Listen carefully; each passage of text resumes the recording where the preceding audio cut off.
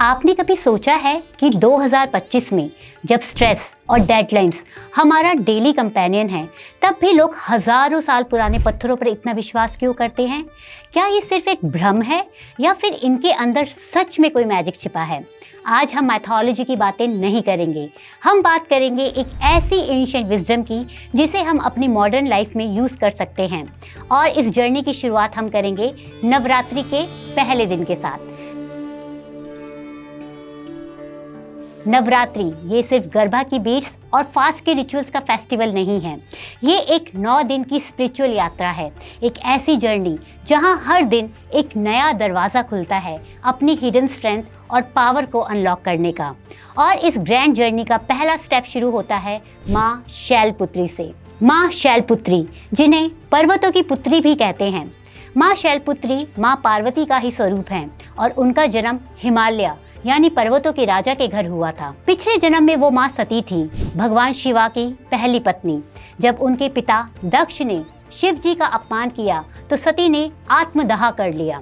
उसके बाद उन्होंने हिमालय की बेटी के रूप में पुनर्जन्म लिया और इसलिए उन्हें शैलपुत्री कहा गया। उनकी सवारी है नंदी, जो स्ट्रेंथ और डिटर्मिनेशन का सिंबल है। एक हाथ में त्रिशूल और दूसरे में कमल का फूल, जो प्योरिटी और पीस दोनों को दर्शाता है। क्या आपको मालूम है कि माँ शैलपुत्री का सीधा संबंध सूर्य ग्रह से है, जो कि विल पावर, करेज और सेल्फ एस्टीम का प्रतीक है। इसलिए माँ शैलपुत्री से जुड़ा सबसे शुभ रत्न है रूबी अर्थात मानिक। ये सिर्फ एक आम पत्थर नहीं है, बल्कि सूर्य ग्रह की शक्ति को दर्शाता है। रूबी उस शक्ति और अटल विश्वास का प्रतीक है जो कि नवरात्रि के दौरान पहनने से आपको सीधे सूर्य की कॉस्मिक एनर्जी से जोड़ता है। इससे आपके अंदर पॉजिटिविटी बढ़ती है और आपके आत्मविश्वास और साहस दोनों दुगने हो जाते हैं।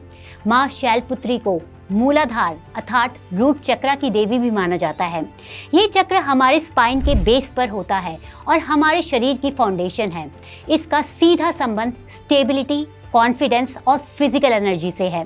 जब हम माँ शैलपुत्री की पूजा करते हैं तो हम उनकी शक्ति से कनेक्ट होते हैं, जो कि हमें लाइफ की हर सिचुएशन में एक स्ट्रॉन्ग फाउंडेशन देती है और हमारे मूलाधार चक्र को एक्टिवेट करती है।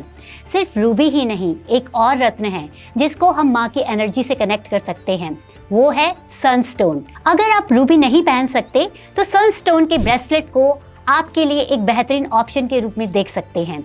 रूबी की तरह सनस्टोन भी सूर्य ग्रह से जुड़े हुए हैं और पॉजिटिव एनर्जी और हाई एनर्जी को दर्शाते हैं। इन स्टोन्स और क्रिस्टल की एनर्जी को हार्नेस करने के लिए आप एक सिंपल माँ शैलपुत्री से रिलेटेड मेडिटेशन भी कर सकते हैं। जब भी आप अकेले बैठे हों, अपने सनस्टोन या रूबी को हाथ में पकड़कर आंखें बंद करें। अब अपना फोकस अपनी स्पाइन के बेस पर मूलाधार चक्र पर लाएं। इमेजिन करें कि इस चक्र से आपके शरीर से मजबूत लाल रंग की रूट्स निकल रही हैं और ज़मीन की गहराइयों तक जा रही हैं।